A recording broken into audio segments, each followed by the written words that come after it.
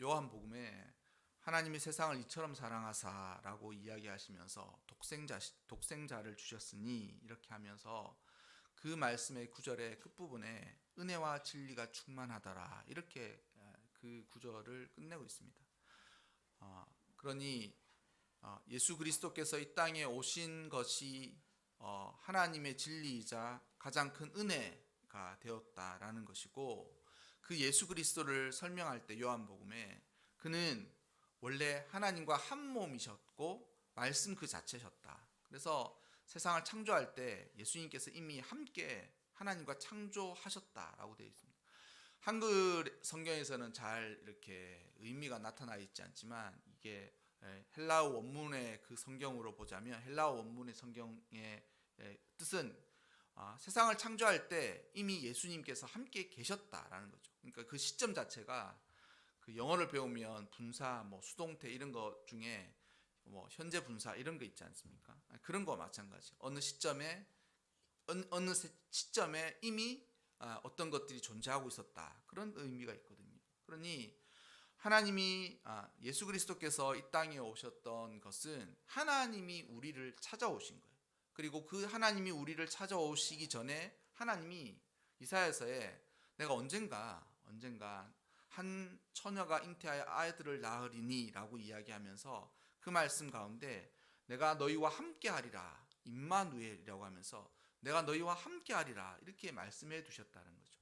근데 아마도 그 구절을 대했을 때 사람들의 뜻은 하나님이 우리와 함께 해주신다니까 하나님이 하늘에 계시지만 우리 삶에 좀 가까이 보고 계시고 주목하시는 정도이지 않을까, 아마도 그렇게 생각했을 것입니다.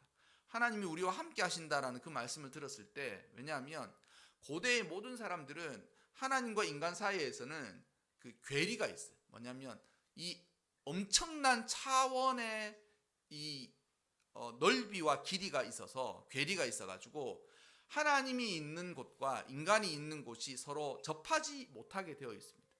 서로 접하지 못하게 되어 있어요. 왜냐하면 하나님이라는 존재가 신성하고 거룩한데, 만약 그 존재가 인간이 사는 이곳에 와 있으면 인간의 죄로 인하여서 하나님의 신성이 더럽혀지거나, 아니면 하나님의 거룩하심이 인간의 모든 죄를 다 없게 하려면 사람들을 다 죽이거나 둘 중에 하나라는 것이죠. 그래서 구약 성경에도 점점 간간히 나오는 구절을 보면 하나님이 임재하시는, 하나님이 계시는 그곳에 인간이 무엇을 먼저 깨닫느냐면 하나님이 거룩하신데 내가 한없이 죄악되구나, 그리고 하나님의 그 거룩하심 때문에 나는 죽게 되었구나 라고 이렇게 종종 고백하는 거예요. 모세가 시내산에서 하나님을 만났을 때도 마찬가지였고, 엘리야가 호렙산에서 하나님을 만날 때에도 마찬가지였고, 하나님께서 이사야가 하나님을 만나서 오호라 나는 죽게 되었도다 라고 고백했을 때 모두 그런 이유가 거기에 있는 거예요. 그래서 하나님하고 인간은 본질적으로 서로 접할 수 없어. 하나님은 하나님이 계신 하늘에 계시고, 또 인간은 죄짓면서 이 땅에서 살아가는 것이 당연하고 그것이 분명한 사실이다라는 것이죠. 그런데 그 하나님이 뭐라고 얘기하시냐면, 아니야, 내가 너희와 함께 할 것이다 라고 이 이야기를 했을 때 너무나도 놀라운 말씀이셔서 그 말씀을 다 흔쾌히 받아들이기가 어렵다라는 것이죠. 아이들이 있으니까 그런 거 아니겠어요? 한날 이렇게 학교에 있는데 갑자기 방송에서 3학년 몇 반 누구누구 학생 교장실로 오세요. 지금 친구들이 교장선생님이 지금 찾고 있습니다. 그럼 얼마나 놀라겠습니까? 교장실로 나를 오라고. 근데 큰 죄 지었나? 학교를 지금 그만 다니라고 그러는 건가? 너무 놀라운 일이지 않습니까? 근데 만약 지금 혹시라도 청와대에도 항상 이제 연말에 그런 행사하죠. 이제 교계 지도자들 모아서 밥도 먹고 기도도 하고 하는 그런 행사 있는데, 청와대에서 누구누구 목사님 이번에 조찬 기도회가 있는데 꼭 좀 와주셨으면 좋겠습니다.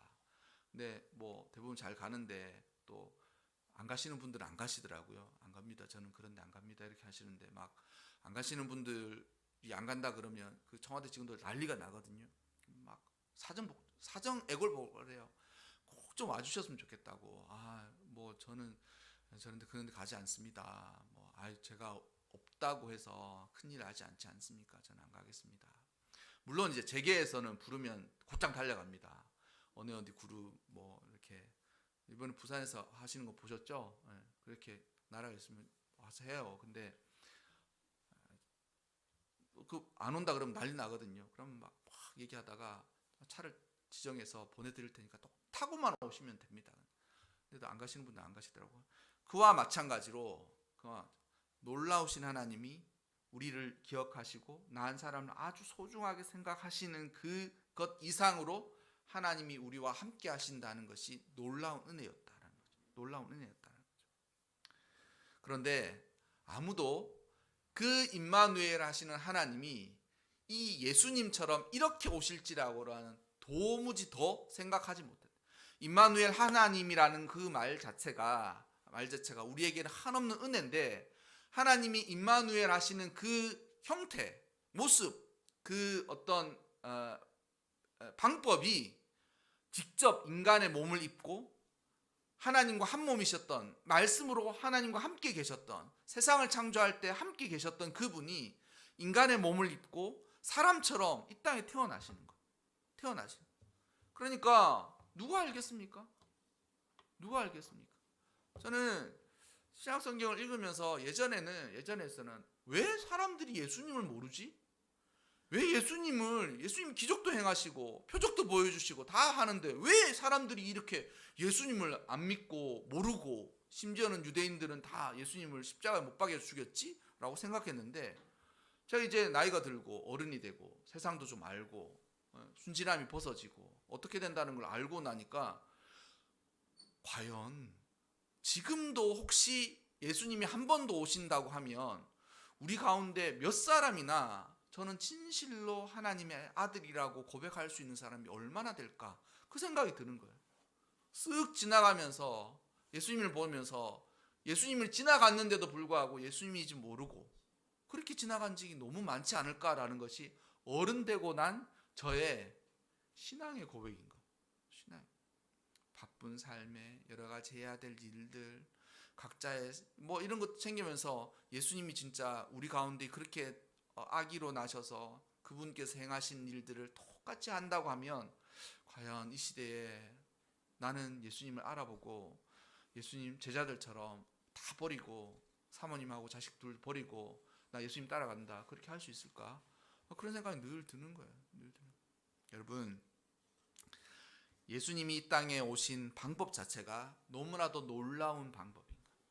임마누엘 하나님이라는 그 임마누엘의 뜻 자체가 너무나도 놀랐지만 그 임마누엘을 이루신 방법이 우리들로서는 도저히 납득하기가 어려운 은혜라는 거죠.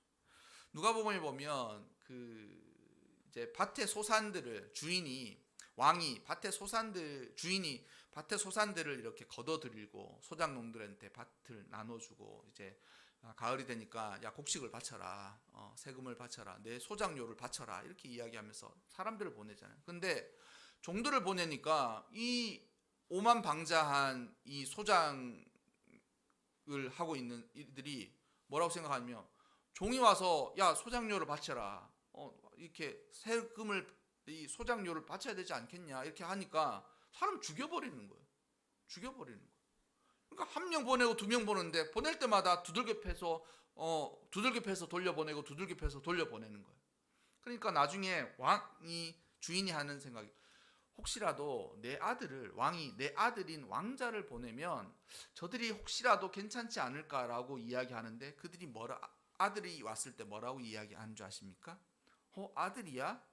그러면 이 아들을 죽여버리면 우리가 지금 땅을 빌려서 땅을 짓고 있는데 이 사람 상속자 아니냐? 왕의 아들이니까 이걸 죽여버리면 이제 왕이 더 이상 상속할 사람이 없지 않냐? 그럼 이 땅이 우리께 되지 않냐? 라고 이야기하면서 아들을 죽여버려요. 너무나도 비유가 시적절하지 않습니까? 예수님 그렇게 되실 거 아신 거예요. 아신 거예요. 우리 모두에게 이와 같은 성경의 말씀이 그냥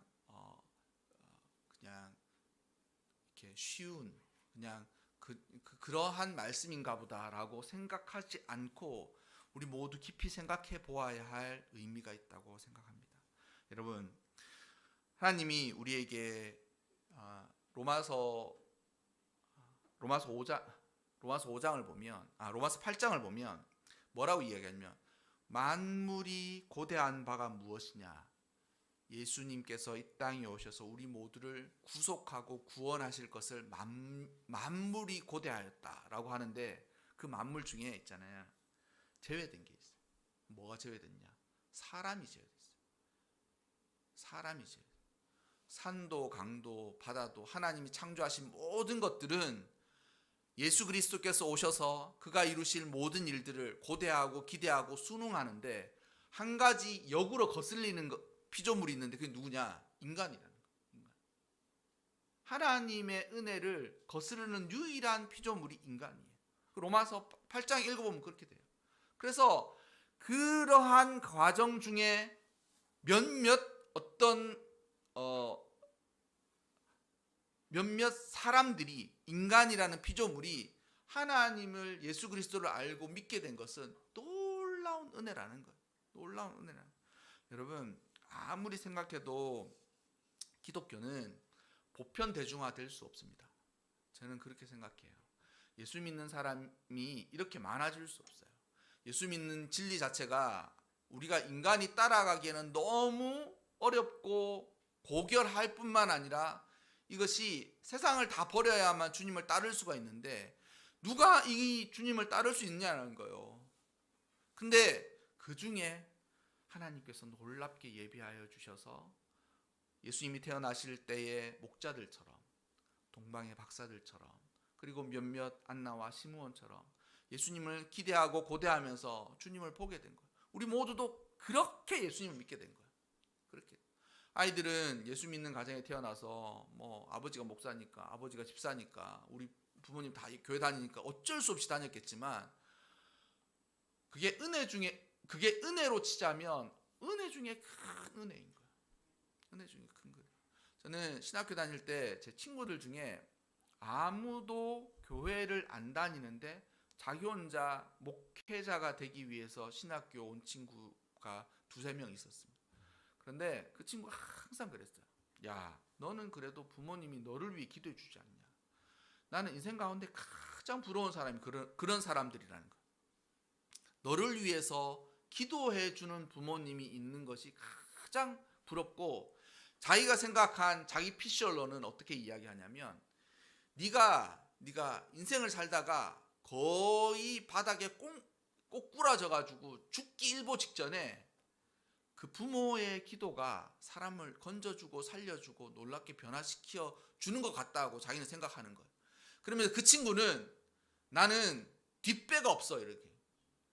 나는 나를 위해서 아무도 기도해 주지 않기 때문에, 그러니까 명절에도 집에 안 가는 거예요. 왜 안 가냐? 그러니까 가봐야 뭐 가면 뭐 핍박과 왜 그런 짓 하냐 뭐부터 교회 뭐 제사 드려도 괜찮다 막 이러면서 자식도 아니야 막 이런 일을 명절 때 가면 한 2박 3일 당하고 오는 거예요.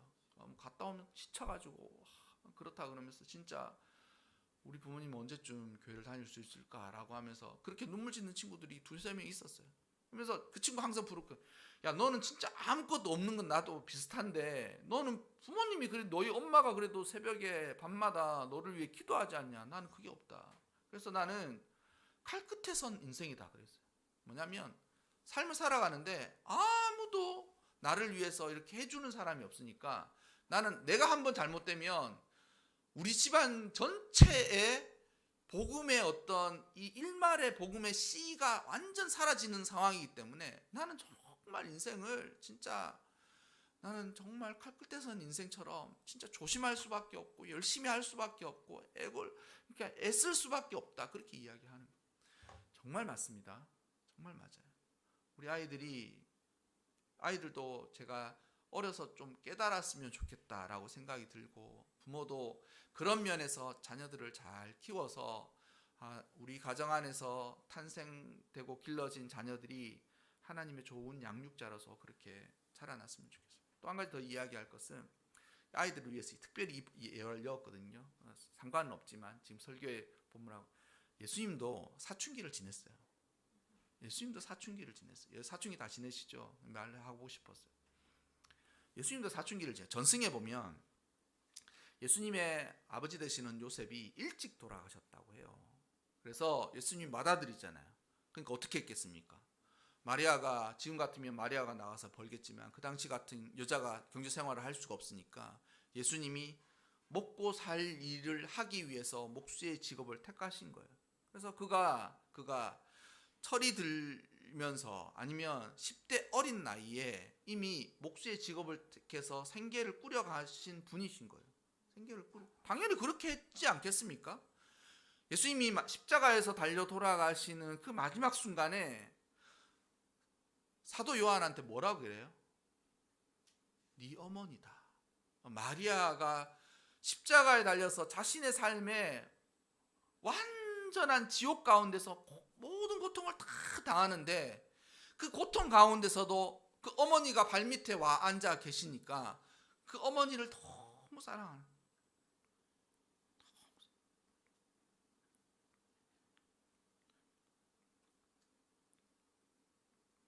죄송합니다. 갑자기 내가 죽고 나면 저 어머니는 어떻게 하지? 이런 생각이 들어요. 그러니까 그나마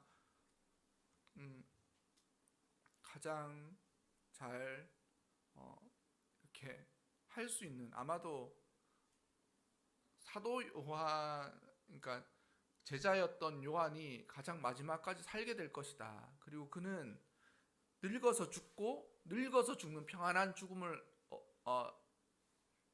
맞이할 것이다라는 것을 알았을 것 같아. 그러니까 지금도 에베소 교회가 있었던 그곳에 가면 마리아와 제자 요한이 함께 묵회했던 교회가 거기 있거든요. 그러니까 그것들을 다 하신 거예요. 제가 왜 이 말씀을 드리냐면 우리에게 오신 것은 예수님께서 우리의 삶을 체휼하시는 거예요. 체휼. 예수님은 그냥 무사통과하셨다고요? 아니에요. 어릴 때 그가 아무것도 없이 강보회사에서 구유에 누워 있다라는 그 한 번의 사건만 지난 것이 아니라 삶이 버겁고 힘들고 어렵고 고통스럽고 사람들은 나를 인정하지 않는, 인간이 가지고 있는 삶의 모든 어려움과 고통, 슬픔, 감내해야 할 것들을 예수님께서 다 감내하시는 거예요. 그래서 예수님께서 우리의 삶을 체휼하심으로 임마누엘 하시는 거예요. 이게 하나님의 사랑이에요. 버려두지 않는다. 네가 너무 힘들 때 예수님이 야 힘들지 나도 힘들어, 나도 그 삶을 알지만 그 삶 속에서 버거워하면서 쓰러질 것 같은 너의 인생이 너무 힘들지? 근데 나도 힘들어. 나도 근데 내가 한마디 할까? 나도 너를 생각하며 그 어려움을 다 지냈거든? 그러니까 너도 나를 포기하지 말고 그곳에서 붙들고 있어. 이렇게 이야기하셔요. 예수님이 이것이 하나님이 우리에게 베푸시는 놀라운 은혜입니다. 이것이 은혜예요. 이 은혜. 항상 우리가 절기마다 돌아오지 않습니까? 크리스마스 1년에 한 번 오고 애들은 받고 싶은 선물 받고 교회에서는 파티 한 번 하고 친구들하고 연말에 또 송년회도 있고 그렇지 않습니까? 근데 그 모든 것의 의미가 기쁨과 즐거움이 아니라 하나님이 우리와 함께 하여 주신다는 것에 대한 하나님의 사랑의 표현인 거예요. 그렇게 표현해 주시는 거예요. 이 삶을 살아가는데 되게 버겁지. 아침에 일어나도 몸이 예전 같지도 않고. 근데 그곳에서 주님께서 모든 것을 체휼하신 주님께서 함께하여 주시는 거예요. 그래서 예수 그리스도께서 돌아가시고 난 이후에 성령이 우리 가운데 오셔서 우리 마음 안에 함께 하심으로 삼위일체의 구원의 모든 사역들이 완성된 거예요. 이게 딱 완성된 거예요. 그러니까 그 누가 그러잖아요. 예수님도 그렇게 뭐 한나절 그렇게 십자가에 매달려 죽으면 뭐 3일이면 살아나지 않아요. 뭐 그렇게 얘기하는 거예요. 여러분 그런 게 아니고 그것으로 인하여서 하나 예수님께서 우리와 함께한테 딱 와주시는 거예요. 우리 영혼 가운데. 우리가 이것으로 하나님 우리와 함께해 주시는 것을 우리가 알고 깨닫게 되는 것입니다. 여러분 이것이 하나님 땅에서 사람들 기뻐하심을 입은 사람들이 이루는 평화예요.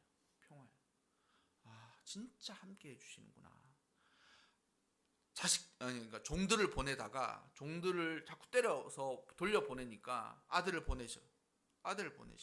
근데 그 아들을 보내신다는 말을 우리가 듣고는 하나님 우리와 그냥 함께 해주시나 보다 그렇게 생각했는데 그 정도로 함께 해주시는 것이 아니라 하나님과 한 몸이셨던 그분이 아기로 우리에게 오셔가지고 우리가 삶을 살아가는 모든 일들을 그가 다 겪으시고 결국 그 삶이 영화롭게 하도록 그가 모든 것을 겪으신 거예요. 먼저 겪으신 거예요.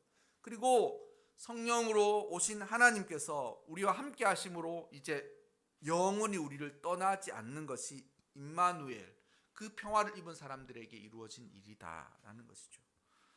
영광스럽지 않습니까? 신약 성경에 한 사람이 회개하고 돌아오면 뭐라 그랬어요? 천국에서 잔치를 벌인다 그랬어요. 한 사람이 주님을 믿지 않던 사람이 주님을 믿고 죄악에서 벗어나 하나님의 자녀가 된 것으로 천국 모든 사람들이 기뻐한다 그랬어요. 할렐루야. 그게 하나님께 영광이 되는 거예요. 걸출한 사람들이 교회 다니는 거 뭐 나쁘지 않습니다. 교회 다니는 사람들이 잘 되는 건 나쁘지 않죠. 그러나 여러분 하나님은 그와 같이 생각하지 않으세요.